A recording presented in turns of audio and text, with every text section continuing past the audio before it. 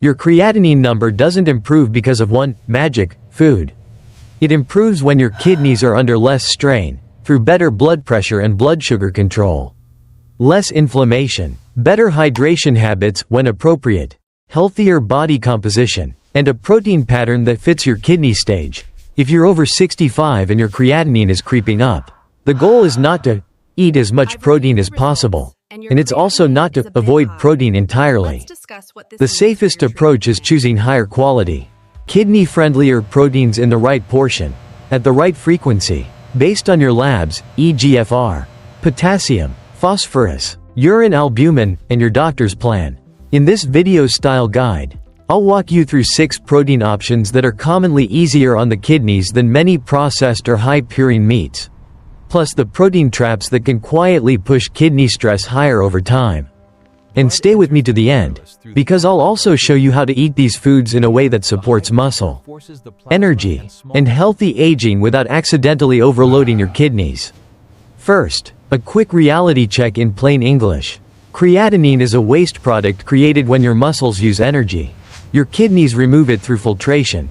So when filtration slows, creatinine rises. That means creatinine can move up or down for reasons beyond kidney damage, including dehydration, a recent high meat meal, certain supplements like creatine, infection, heavy exercise, or changes in muscle mass. So if your number changed suddenly, don't panic.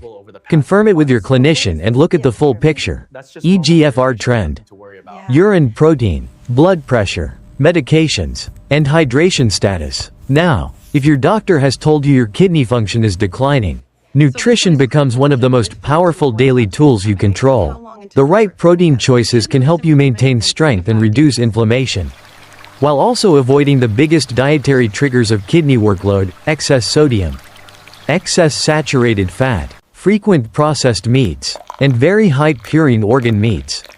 Now let's go through 6 kidney-friendlier protein sources, and exactly how to use them. Number 1. Unsweetened soy milk. For many older adults, soy can be a practical way to get protein without the saturated fat load that comes with many animal products. Soy also contains naturally occurring compounds called isoflavones, and diets that lean more plant-forward are often associated with better metabolic health and less inflammatory burden, 2 things your kidneys care about. The key is the word unsweetened. Added sugar drives insulin resistance and inflammation, and that can worsen kidney stress indirectly through blood sugar and vascular damage. Choose plain, unsweetened soy milk, and watch the label for added phosphate ingredients if you're on a phosphorus restriction. A realistic serving is about 1 cup, and you can use it in oatmeal, a smoothie, or as a warm drink. If you have thyroid disease, are on warfarin, or your clinician has told you to limit soy, follow their guidance. This is exactly why kidney nutrition must be individualized. Number 2. Lentils. Lentils are a plant protein that also delivers fiber, which matters more than most people realize for kidney health. Fiber supports gut bacteria, and a healthier gut can reduce the production and absorption of certain nitrogenous waste products that otherwise add to the body's toxin load. Lentils also tend to support more stable blood sugar and better cholesterol profiles, which protects kidney blood vessels over time. But there are 2 important cautions: portion size and minerals. Lentils contain potassium and phosphorus, so if your labs show you need restrictions, you may still be able to eat lentils, but in measured portions and not every day. A smart starting portion for many people is about a ½ cup cooked, paired with lower potassium vegetables. Rinse and cook thoroughly. Soaking can improve digestibility. And if lentils bloat you, start smaller and increase slowly, because consistent tolerance matters more than forcing a perfect plan you can't keep. Number 3. Low-sodium cottage cheese. Many seniors love dairy because it's easy, soft, and high in protein, but kidneys often struggle more with sodium and phosphorus than people expect. If you choose cottage cheese, the low-sodium part is non-negotiable. High sodium raises blood pressure and increases fluid retention, and those 2 factors can directly accelerate kidney decline. Look for reduced sodium or no salt added versions, and keep the portion moderate. Think a ½ cup, not a giant bowl. If you're lactose sensitive, some people do better with cultured or lactose-free options. If your phosphorus is high, you may need to limit dairy. In that case, your dietitian can help you swap in alternatives like tofu or egg whites more often. Cottage cheese can be a useful tool, but only if it fits your labs. Number 4. Skinless chicken breast. Grilled or baked. When people hear kidney diet, they sometimes assume they must completely avoid animal protein. That's not true for everyone. The issue is usually the type and the portion. Chicken breast is a lean protein, and compared with many fatty cuts of red meat, it generally comes with less saturated fat and can be easier to portion precisely. The kidney-friendly method is simple. Skip heavy salty marinades. Skip processed breading, and keep the serving realistic. For many older adults, a serving around the size of your palm, roughly 3 to 4 ounces cooked, is a reasonable anchor.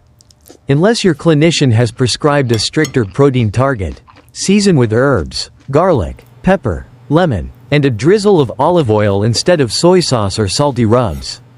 Pair it with fiber-rich sides that are kidney-appropriate for you, like cauliflower rice, a small portion of quinoa, or a salad with a low-sodium dressing. Number 5. Macadamia nuts. Nuts are not pure protein, but they can be a strategic addition because they provide healthy fats and some protein in a small portion. Macadamias are often considered one of the lower phosphorus nut options compared with several others. And their fats are mostly monounsaturated, supportive for cardiovascular health. This matters because kidneys and heart health are tightly connected. High blood pressure and vascular inflammation damage kidney filtration over time. The main rule with nuts is portion and salt. A small handful can quickly become several hundred calories, and salted nuts can spike sodium. Keep it to a small measured portion, think a tablespoon or 2. Or a small number of nuts, and choose unsalted. Sprinkle them over oatmeal or yogurt instead of eating them mindlessly from the container. Number 6. Unsweetened yogurt. Ideally low sugar and lower fat. Yogurt can help some seniors because it's easy to digest, provides protein, and supports a healthier gut environment. A healthier gut can indirectly reduce certain toxin burdens and inflammation. But again, labels matter. Many fruit yogurts are basically dessert, and excess sugar pushes inflammation and metabolic strain that your kidneys do not want. Choose plain, unsweetened yogurt. Add flavor with cinnamon, vanilla extract, or a small portion of kidney-appropriate fruit if your potassium allows it. If phosphorus is an issue, keep servings moderate and discuss dairy frequency with your clinician. If you tolerate it, yogurt can be a simple daily habit that supports protein intake without relying on processed meats. Now let's talk about the protein choices that commonly push kidney stress higher, especially in older adults. The first trap: organ meats.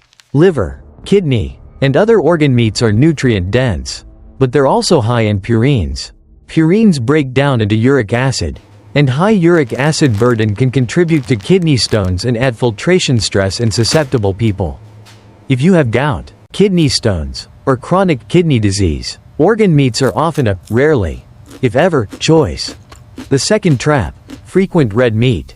Red meat isn't automatically forbidden, but often is the problem, especially large portions, fatty cuts, and charred cooking methods. High saturated fat drives vascular inflammation, and the kidneys are extremely sensitive to vascular damage because they rely on healthy blood flow to filter properly. If you do eat red meat, keep portions small, choose lean cuts, and treat it as occasional, not a daily default. The third trap: processed meats like bacon, sausage, deli meats, and hot dogs. These are one of the most consistently kidney-unfriendly categories because of sodium, preservatives, and how easy it is to overeat them. Sodium raises blood pressure and fluid retention, and high blood pressure is one of the fastest accelerators of kidney decline. If you change only one thing this month, reducing processed meats is a high-impact move. The fourth trap: high fat, high sodium dairy. Some people hear milk is healthy and start drinking multiple glasses a day, or choose full-fat cheeses regularly. The kidney issue is rarely the milk itself, it's the combination of saturated fat, sodium, especially in cheeses, and mineral load, phosphorus and potassium, that may be problematic depending on your stage of kidney disease. If your labs are stable, moderate dairy may be fine. If not, your best move is to switch to lower sodium choices. Keep portions modest, and let your lab values, not internet advice, decide your limit. Before we close, here's the most important clinical point. If you already have chronic kidney disease, your ideal protein amount is personalized. Some people need modest restriction to slow progression. Others, especially older adults at risk of frailty, need enough protein to preserve muscle and prevent falls, while still controlling sodium and choosing cleaner sources. That balance is exactly what a nephrologist and renal dietitian are for. If you want a simple daily structure that many seniors can follow safely as a starting point, think clean protein, measured portions, low sodium, minimal processing, and more plant-forward meals. Then adjust based on your labs and your doctor's instructions. If you'd like, paste your latest lab values, creatinine, eGFR, potassium, phosphorus, urine albumin, ACR, and whether you're on dialysis or not. And I can tailor this script into a version that matches a specific CKD stage and avoids foods that might be risky for your numbers. Medical disclaimer. This content is for general education and does not replace medical diagnosis or treatment. If you have kidney disease, diabetes, heart failure, are on blood pressure medications or diuretics, or have been told to restrict potassium or phosphorus, consult your clinician or renal dietitian before making major diet changes.